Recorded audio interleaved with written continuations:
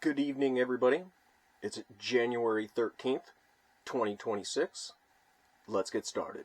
Course comes after weeks of viral videos from a young man YouTuber who was literally creeping around daycares by himself, making claims about fraud that were not there. And then the vice president and the FBI director were retweeting these videos without even verifying if they were true.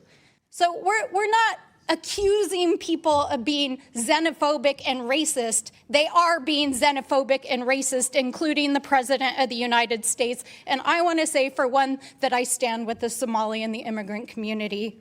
Stand. At some point, you have to ask yourself, who's responsible for this? You go along with someone's delusion for so long, they expect you to go along with the delusion. Mr. Hudson, are you just hearing from Republicans on this, or are Democrat constituents like, oh my God, I'm struggling to put my kids in school, struggling to make ends meet, and my tax dollars are being robbed by people, and then they're sending it all over the place, and this is complete fraud. What is going on, and why hasn't anything been done about it?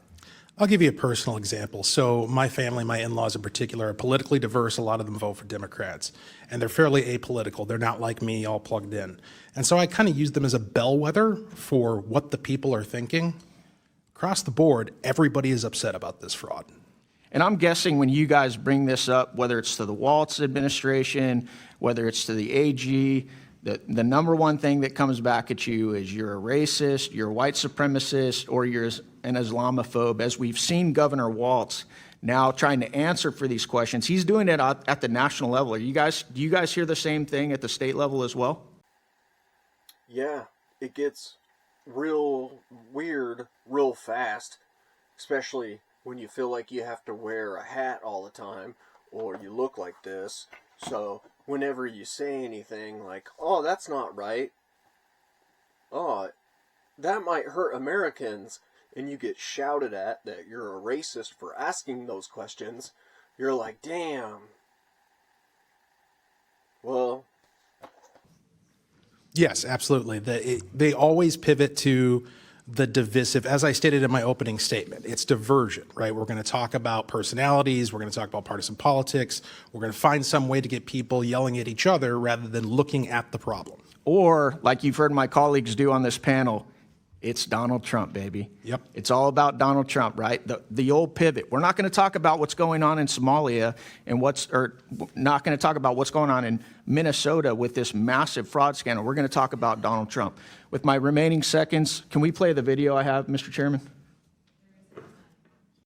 horta aad iyo aadaan ugu faraxsanahay in maanta safari aan soo gaarnay sida dadka badan ay u og yihiin ciyaalkeena yaryar ilaa iyo number la eg 20 milyan oo ciyaal iskooley ah waxay cuntadooda ka helaan iskoolka kaliya marka waxaan fursad u helnay in aan sharci soo gudbino oo la dhahayo Meals Act oo u fududeynayo in waqtigaanay pandemic aan ku jirno oo dhalinyarada iskoolka aynan joogin oo guryahooda ay joogaan aynan gaajoonin oo familkoodi wili ay fursad u helaan in cunto ay helaan oo meelo qaarkood laga qaybinayo ay cuntada ka soo qaadan karaan marka aadaan ugu mahad celinaya safari in ay tahay meelaha city oo diyaarinayo cunto maalin kasto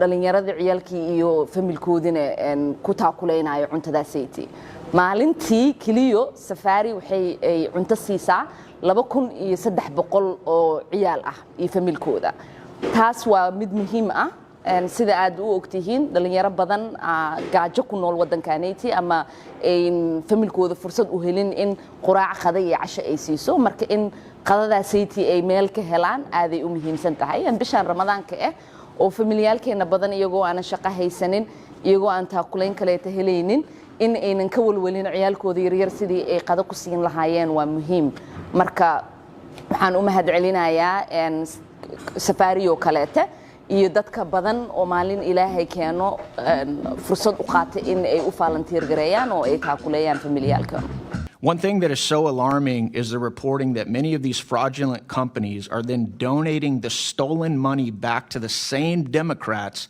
that are protecting them and advocate for these very programs. Is that correct, Mr. Hudson? I would agree with that statement.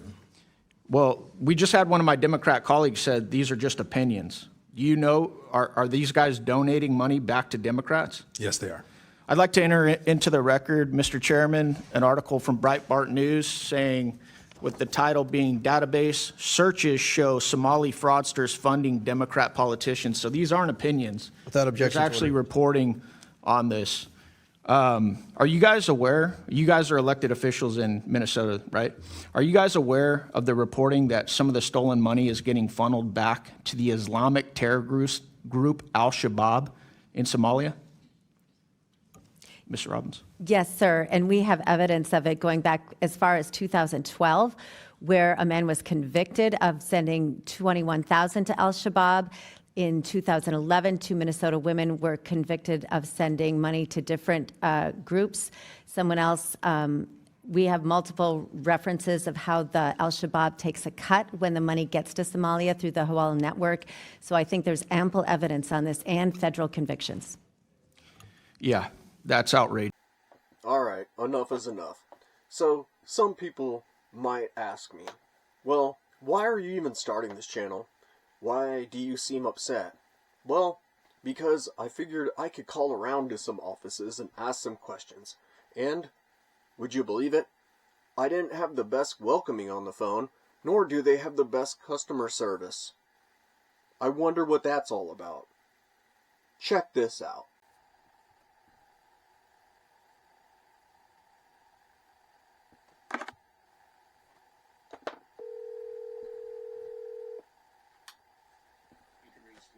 This is Marius from Representative Omar's office. Hi, Marius, right? Marius? Yes. Yes. Oh, hi. Do you remember talking to me on, Actually, a couple days ago. Yeah, you remember Charles Marsala? I do. What do you remember about me? I remember you called into the office to express interest in potentially getting questions answered about fraud related to the office. Yeah, and I guess I'm calling you back. I guess just with some accountability. Because when we talked on the phone last, you told me that there was no correlation with, stolen funds or anything related. Go ahead. Well, I said that there's, you have a case for, correlation, but in order to actually synthesize that into, something that's actually constructive, it would be, I think it would be most constructive to reach out to your congressional office if you feel like there's a legitimate, if there's, a legitimate line of reasoning for, that could warrant investigation, then you should reach out to your respective district. I'm assuming it's in Montana, in order to actually follow up about it, because we can't, our office isn't gonna, obviously we're gonna say no to, your claims. So, if there's any other third party that could arbitrate that kind of investigation, then you should. Hold on. Express your, if you don't mind, what? Constitutional rights to do that. I know. What is your coach saying behind you? What is he telling you to say to me? I don't have a coach right now. I could hear him. That's background noise from an office with other coworkers. They're having other conversations. You guys can't get your lies straight. I don't know what else to respond with. I don't have a coach behind me doing anything. These are So, my own words. I wrote down a whole bunch of notes about how you lied to me on the phone the other day, and you tried to gaslight me, right? And now you're admitting. Oh, how so? How so? Well, you told me that there's no proof of all this fraud, right? And then we have all these. Hold on. Listen to me. So, and then we have all these hearings, and we find out that there's been known fraud since 2012, where you're sending money to terrorist groups. What is up with that? You guys think you're going to get away with that? I don't understand. You can't just make a claim and call it definitive. You're doing the same thing. This is the same roller coaster you guys ride. It's all out there.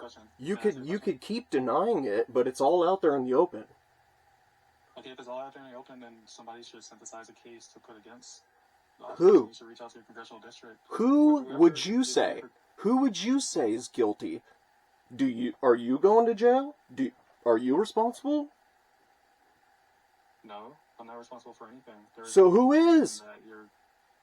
I don't think there's anybody else responsible. Come on, man. You guys are gonna pretend. You represent these people, and you're gonna pretend like you just don't know what's going on. All of a sudden, you're Ray Charles to it after you've been cashing in. I don't have. We have other representatives, other constituents in our district to represent. We can't respond to everybody else in everyone else's district. What'd I tell you? Get used to it. Well, I'm not going to answer back after this phone call because you obviously don't have anything constructive to even tell our office. If you want to, if you have any questions regarding a potential investigation or any information that you want to follow up with your congressional office, you can do that. I called you and I reported these findings to you, and you said, oh, no. We've been accused, and I said, listen, man, I'm telling you. And that, I'm sorry. okay, I tried to report it to you. You denied it. I appreciate it. Thank you. Thank you for your service.